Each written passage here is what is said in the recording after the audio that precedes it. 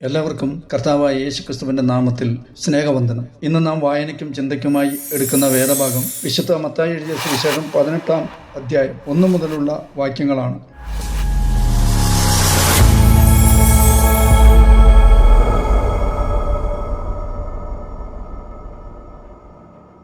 മത്തായിയുടെ സുവിശേഷത്തിൽ ഉടനീളം യേശുക്രിസ്തു വിവിധ തരം പ്രഭാഷണങ്ങളിലൂടെ ദൈവരാജ്യത്തെക്കുറിച്ചുള്ള വ്യക്തമായ അധ്യാപനം നടത്തുന്നത് നാം വായിക്കുന്നു. ആദ്യത്തെ 3 പ്രഭാഷണങ്ങൾ മത്തായി 5 മുതൽ 7 വരെയുള്ള അധ്യായങ്ങളിലുള്ളതായ ഉപദേശങ്ങളെ ഗിരിപ്രഭാഷണം എന്നറിയപ്പെടുന്നു. മത്തായി 10-ാം അധ്യായത്തിലെ കർത്താവ് നൽകുന്ന ഉപദേശങ്ങളെ സുവിശേഷ നിയോഗ പ്രഭാഷണം എന്നും മത്തായി 13-ാം അധ്യായത്തിലേത് ഉപമകളിലൂടെയുള്ള പ്രഭാഷണം എന്നിവയായിരുന്നു. മത്തായി 24-25 വരെയുള്ള അധ്യായങ്ങളിലുള്ള കർത്താവിന്റെ അവസാന പ്രഭാഷണങ്ങളെ ഒലിവുമല പ്രഭാഷണം എന്ന് അറിയപ്പെടുന്നു. അങ്ങനെ യേശുക്രിസ്തുവിന്റെ ദൈവരാജ്യത്തെക്കുറിച്ചുള്ള 5 പ്രഭാഷണങ്ങളിൽ മത്തായിയുടെ സുവിശേഷത്തിലെ 18-ാം അധ്യായത്തിലെ ഉപദേശ പ്രസംഗത്തെ സഭയെക്കുറിച്ചുള്ള പ്രഭാഷണം എന്നറിയപ്പെടുന്നു. മത്തായി 18-ന്റെ 1 മുതൽ 5 വരെയുള്ള വാക്യങ്ങളിൽ യേശുക്രിസ്തുവിന്റെ ശിഷ്യന്മാർ കർത്താവിനോട് സ്വർഗരാജ്യത്തിൽ ഏറ്റവും വലിയവൻ ആരെന്ന് ചോദിക്കുന്നതും അതിന് പ്രതികരണമായി യേശുക്രിസ്തു ഒരു കുട്ടിയെ അവരുടെ നടുവിൽ നിർത്തിക്കൊണ്ട്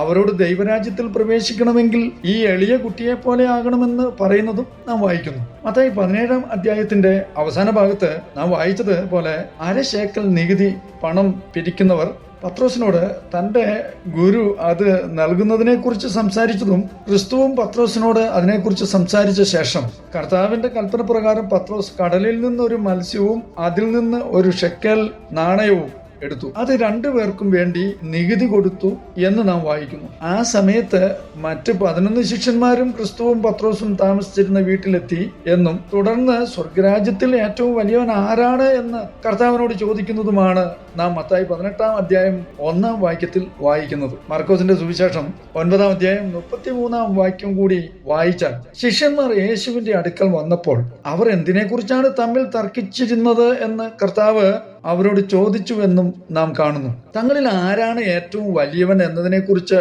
വാദിച്ച ശിഷ്യന്മാരോട് യേശു കർത്താവ് ദൈവമുമ്പാകെയുള്ള യഥാർത്ഥ മഹത്വം എന്താണെന്നതിനെക്കുറിച്ചുള്ള അവരുടെ വീക്ഷണത്തെ പുനർനിർവചിക്കുന്നതായി നാം തുടർന്ന് വായിക്കുന്നു. 2-3 വരെയുള്ള വാക്യങ്ങളിൽ യേശു ഒരു കൊച്ചുകുട്ടിയെ തന്റെ അടുക്കൽ വിളിച്ചു. എല്ലാവരും കാണേണ്ടതിന് അവനെ അവരുടെ നടുവിൽ നിർത്തിക്കൊണ്ട്, നിങ്ങൾ മാനസാന്തരപ്പെട്ട് ശിശുക്കളെ പോലെ ആകുന്നില്ലെങ്കിൽ സ്വർഗരാജ്യത്തിൽ പ്രവേശിക്കുകയില്ല എന്ന് സത്യമായിട്ട് ഞാൻ നിങ്ങളോട് പറയുന്നു എന്ന് പ്രസ്താവിക്കുന്നതായി കാണുന്നു. കർത്താവ് ഇവിടെ പറയുന്നതിന്റെ അർത്ഥം ശ്രദ്ധിക്കാം. എളിമയെയും വിശ്വാസത്തെയും കുറിച്ചുള്ള തന്റെ ആശയം വ്യക്തമാക്കാൻ യേശു കർത്താവ് ആ കുട്ടിയെ ഒരു ദൃശ്യ സഹായിയായി ഉപയോഗിച്ചു. ഈ ലോകത്തിലെ മനുഷ്യരുടെ സങ്കല്പത്തിൽ ഉള്ളതുപോലെ മറ്റുള്ളവരുടെ മേൽ കൽപ്പിക്കുവാനുള്ള അധികാരവും ആധിപത്യവും ഉണ്ടായിരിക്കുക എന്നതായിരുന്നില്ല ദൈവരാജ്യത്തിലും സഭയിലും വലിയവൻ ആകുന്നതിനുള്ള വ്യവസ്ഥ. ദൈവജനത്തിനിടയിൽ വലിയവനാകുന്നത് മറ്റ് ദൈവമക്കളായവരെ ഉയർത്താനും അവരെ വിജയിപ്പിക്കാനും സഹായിക്കുന്ന സ്നേഹത്താലുള്ള സേവനത്തിലൂടെയാണ്. ഭൗതിക പ്രതിഫലം പ്രതീക്ഷിക്കാത്ത വിധത്തിൽ മറ്റു സഹോദരങ്ങളെ താഴ്മയോടെ സേവിക്കുന്നതിലൂടെയും ലോകത്തിൽ നിന്ന് ദുഃഖം പോലും ലഭിക്കുമെന്നറിഞ്ഞും ദൈവത്താൽ നമുക്ക് വലിയ പ്രതിഫലം ലഭിക്കുമെന്നുള്ള ദൈവത്തിന്റെ വാഗ്ദാനത്തിൽ വിശ്വസിച്ചും കൊണ്ട് ജീവിതം നയിക്കേണ്ടത് ക്രിസ്ത്യാനി ആവേണ്ടതിന് ആവശ്യമാണ് എന്നാണ് കർത്താവ് ഇവിടെ സൂചിപ്പിക്കുന്നത്. ഞാൻ എൻ്റെ പ്രാണനെ താലോലിച്ച് മിണ്ടാതാക്കിയിരിക്കുന്നു. തന്റെ അമ്മയുടെ അടുക്കൽ മുലകുടി മാറിയ പൈതൽ എന്ന പോലെ എന്റെ പ്രാണൻ എന്റെ അടുക്കൽ മുലകുടി മാറിയതുപോലെ ആകുന്നു എന്ന് ദാവീദ് സങ്കീർത്തനങ്ങൾ 131-ന്റെ 2-ാം വാക്യത്തിൽ മുലകുടി മാറിയ ശിശു അമ്മയുടെ കയ്യിൽ സുരക്ഷ, സമാധാനം ഒക്കെ അനുഭവിക്കുന്നത് ഉപമിച്ചുകൊണ്ട് സ്വയം താഴ്ത്തി ദൈവത്തിലേക്ക് പൂർണ്ണമായ സമർപ്പണം നടത്തുന്നത് വ്യക്തമാക്കുന്നു. മാനസാന്തരപ്പെട്ട് കുട്ടികളെ പോലെ ആകുന്നില്ലെങ്കിൽ എന്ന യേശുവിന്റെ പ്രയോഗത്തിലൂടെ തങ്ങളിൽ ഏറ്റവും വലിയവരാകാനുള്ള ആഗ്രഹം ദൈവികമല്ലാത്ത തെറ്റായ ചിന്താഗതിയാണ് എന്ന് ശിഷ്യന്മാർക്ക് മുന്നറിയിപ്പ് നൽകുകയായിരുന്നു. വലിയവൻ എന്നതിന് ലോകം നൽകുന്ന നിർവചനമായ മറ്റുള്ളവരുടെ മേൽ അധികാരമുള്ളവൻ എന്നത് മാറ്റി സേവിക്കുന്നവൻ എന്ന നിർവചനം സ്വീകരിക്കണമെന്ന് കർത്താവ് പഠിപ്പിക്കുന്നു. വലിയവരാകാൻ ആഗ്രഹിക്കുന്നു എങ്കിൽ കുട്ടികളെ പോലെ ആകണമെന്ന് കർത്താവ് പറഞ്ഞതിന്റെ അർത്ഥം ശ്രദ്ധേയമാണ്. കൊച്ചുകുട്ടികൾ ഒരിക്കലും മറ്റുള്ളവരെക്കാൾ വലിയവർ ആകണമെന്ന് സ്വയം ഭാവിക്കാതെ തങ്ങളോട് പറയുന്നതെല്ലാം വിശ്വസിക്കുന്നു. ഒരു മുതിർന്നയാൾ എന്തെങ്കിലും ചെയ്യാൻ ആവശ്യപ്പെട്ടാൽ മുതിർന്നവരെ ചോദ്യം ചെയ്യാതെ അവർ അത് അനുസരിക്കുന്നവരാണ്. അതേപോലെ തന്നെ ശിഷ്യന്മാർ ഒരു ശിശുവിന്റെ മനോഭാവത്തോടെ സ്വർഗീയ പിതാവിനോടുള്ള അനുസരണത്തോടെ സ്വർഗരാജ്യത്തിൽ പ്രവേശിക്കണമെന്നാണ് കർത്താവ് അർത്ഥമാക്കുന്നത്. സത്യത്തിൽ കർത്താവ് ഇവിടെ പഠിപ്പിക്കുന്നത് സ്വന്തം മാതൃകയാണ് എന്ന് മനസ്സിലാക്കാം. ദൈവപുത്രനായ യേശു കർത്താവ് പൂർണ്ണ ദൈവമായിരുന്നിട്ടും പിതാവിനോടുള്ള പൂർണ്ണമായ അനുസരണത്തോടെ ഒരു മനുഷ്യനായി ഭൂമിയിൽ വന്നു ജീവിതം നയിക്കാൻ കർത്താവ് തിരഞ്ഞെടുത്തു എന്നും ആ പരിപൂർണമായ അനുസരണത്തിന്റെ ഫലമായി എല്ലാ നാമങ്ങൾക്കും മേലായ നാമം യേശുവിന് ലഭിച്ചു എന്നും ഫിലിപ്പി ലേഖനം 2-ാം അധ്യായം 8-9 വാക്യങ്ങൾ വ്യക്തമാക്കുന്നു. അങ്ങനെ എന്നേക്കും നിലനിൽക്കുന്ന ദൈവത്താലുള്ള യഥാർത്ഥ മഹത്വത്തിലേക്കുള്ള പാത യേശു കർത്താവ് തന്റെ ജീവിതം കൊണ്ട് തന്നെ നമുക്ക് കാണിച്ചു തന്നു. 4-ാം വാക്യത്തിൽ ആകയാൽ ഈ ശിശുവിനെ പോലെ തന്നെത്താൻ താഴ്ത്തുന്നവൻ സ്വർഗരാജ്യത്തിൽ ഏറ്റവും വലിയവനാകുന്നു എന്ന് കർത്താവ് പറയുന്നു. കർത്താവ് അർത്ഥമാക്കുന്നത് സ്വന്തം അവകാശവാദങ്ങൾ മറ്റുള്ളവരിൽ അടിച്ചേൽപ്പിക്കാത്തവനും ദൈവപിതാവിനോടുള്ള അനുസരണത്തിൽ മറ്റുള്ളവരെ സേവിക്കുന്നവനും ദൈവരാജ്യത്തിൽ മഹത്വപ്പെടുന്നു എന്നാണ്. ദൈവത്തിന്റെ വാഗ്ദാനങ്ങളിൽ മാത്രം വിശ്വസിച്ചുകൊണ്ട് മറ്റുള്ള സഹോദരന്മാരെ ഒരു കൊച്ചുകുട്ടിയുടെ താഴ്മയോടെ സേവിക്കുന്നവർക്ക് മാത്രമേ ക്രിസ്തുവിന്റെ രാജ്യത്തിൽ ദൈവത്താൽ പുകഴ്ച ലഭിക്കൂ എന്ന് ശിഷ്യന്മാർക്ക് ഗ്രഹിക്കാൻ ഒരു സ്പഷ്ടമായ ചിത്രം നൽകുന്നതാണ് ഈ കുട്ടിയെ പോലെ താഴ്മയുള്ളവരായിരിക്കണമെന്ന് പറയുന്നത്. പരിഹാസികളെ അവൻ പരിഹസിക്കുന്നു, എളിയവർക്കും അവൻ കൃപ നൽകുന്നു എന്ന് സദൃശവാക്യം 3:34 വാക്യത്തിൽ നമ്മെ ഓർമ്മിപ്പിക്കുന്നു. കർത്താവ് ഇവിടെ പറഞ്ഞതിന്റെ അർത്ഥം വ്യക്തമാവുന്നതിന് പൗലോസ് അപ്പസ്തോലന്റെ ഉദാഹരണം തന്നെ നോക്കാം. 12 പേരിൽ ഒരാളല്ലെങ്കിലും ക്രിസ്തുവിന്റെ അപ്പസ്തോലനായ പൗലോസിന് വളരെ വലിയ ദൈവകൃപയും ദാനങ്ങളും കഴിവുകളും ഉണ്ടായിരുന്നു. അനേകം പാപികളുടെ മാനസാന്തരത്തിനും അനേകം സഭകൾ സ്ഥാപിക്കുന്നതിനും വേണ്ടി സുവിശേഷ പ്രഘോഷണത്തിൽ എല്ലാവരെക്കാളും അധികം അധ്വാനിച്ചു. അങ്ങനെ ദൈവത്തിന് വലിയ പ്രയോജനമുള്ള ഒരു വ്യക്തിയായിട്ട് പോലും പൗലോസ് മറ്റുള്ളവർക്ക് മുമ്പിൽ തന്നെ താഴ്ത്തിക്കൊണ്ട് താൻ പാപികളിൽ ഒന്നാമനാണെന്നും സകല വിശുദ്ധന്മാരിലും ഏറ്റവും ചെറിയവനാണെന്നും അപ്പസ്തോലൻ എന്ന് വിളിക്കപ്പെടുവാൻ താൻ യോഗ്യനല്ലെന്നും പ്രഖ്യാപിക്കുന്നത് തന്റെ ലേഖനങ്ങളിൽ നാം വായിക്കുന്നു. 5-ാം വാക്യത്തിൽ ഇങ്ങനെയുള്ള ശിശുവിനെ എന്റെ നാമത്തിൽ സ്വീകരിക്കുന്നവൻ എന്നെ സ്വീകരിക്കുന്നു എന്ന് യേശു കർത്താവ് പറയുന്നു. യേശു തന്റെ പ്രസ്താവന തുടർന്ന് മർക്കോസിന്റെ സുവിശേഷം 9:37 വാക്യവും ലൂക്കോസ് 9:48 വാക്യവും ചേർത്ത് വായിച്ചാൽ എന്നെ സ്വീകരിക്കുന്നവൻ എന്നെ അല്ല എന്നെ അയച്ചവനെയാണ് സ്വീകരിക്കുന്നത് എന്നും നിങ്ങളിൽ ഏറ്റവും ചെറിയവനായവൻ അത്രേ വലിയവൻ എന്നും കൂടെ കർത്താവ് വ്യക്തമാക്കുന്നതായി കാണാം. ദൈവത്തോടു കൂടെ നിത്യമഹത്വത്തിലേക്കുള്ള യഥാർത്ഥ പാത മറ്റുള്ളവരെ സ്നേഹത്തോടെ സേവിക്കുന്നതിലൂടെയാണെന്ന തത്വം യേശു ഒരിക്കൽ കൂടി ആവർത്തിച്ചുകൊണ്ട് ഇവിടെ പറയുന്നത് എന്താണെന്ന് ശ്രദ്ധിക്കാം.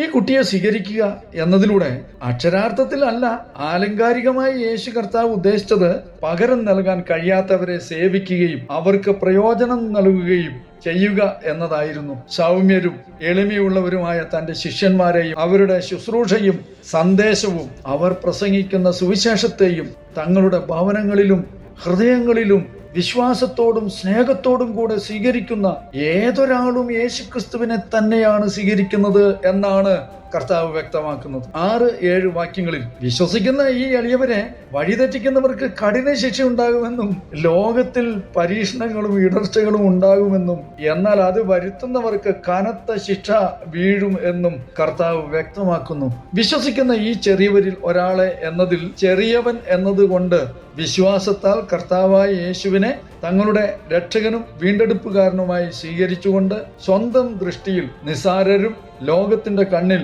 വിലയില്ലാത്തവരും നിന്ദ്യരുമായി കാണുകയും ചെയ്യുമ്പോൾ തന്നെ ദൈവത്തിന്റെ വലിയ കൃപയും ദാനങ്ങളുമുള്ള ക്രിസ്ത്യാനികളായ ദൈവമക്കളെ സൂചിപ്പിക്കും. 6-ാം വാക്യത്തിൽ ഇടർച്ച ഉണ്ടാക്കുന്നവന്റെ കഴുത്തിൽ ഒരു ഭാരമുള്ള തിരിക്കല്ല് കെട്ടി കടലിന്റെ ആഴത്തിൽ മുക്കിക്കളയുന്നതാണ് നല്ലത് എന്ന് യേശു കർത്താവ് വ്യക്തമാക്കുന്നത് വഴി ദൈവമക്കളെ മനഃപൂർവ്വം വഴിതെറ്റിക്കുന്നവർക്ക് ഗുരുതരമായ ശിക്ഷ നേരിടേണ്ടി വരും എന്ന് സൂചിപ്പിക്കുന്നു. തിരിക്കല്ല് ധാന്യം പൊടിച്ച് മാവാക്കി മാറ്റാൻ ഉപയോഗിച്ചിരുന്ന ഒരു വലിയ പാറയായിരുന്നു. വലിയ ഭാരമുള്ള ആ തിരിക്കല്ല് ഒരാളുടെ കഴുത്തിൽ കെട്ടി കടലിലേക്ക് എറിയപ്പെട്ടാൽ ആ വ്യക്തി വേഗത്തിൽ നേരെ അടിയിലേക്ക് പോയി മുങ്ങി മരിക്കും. ജീവിച്ചിരുന്ന തന്റെ ശിഷ്യന്മാരെ വഴിതെറ്റിക്കുന്നതിനേക്കാൾ നല്ലത് ഒരാൾ അകാലത്തിൽ ഇങ്ങനെ ഇല്ലാതാവുന്നതാണ് എന്ന് യേശു പറയുന്നത് വഴി തന്റെ മക്കളെ വഴിതെറ്റിക്കുന്നവരുടെ മേൽ ദൈവം സന്ദർശിക്കുന്ന വളരെ വലിയ ശിക്ഷ നേരിടുന്നതിനേക്കാൾ അങ്ങനെ മുങ്ങി മരിക്കുന്നതിന്റെയും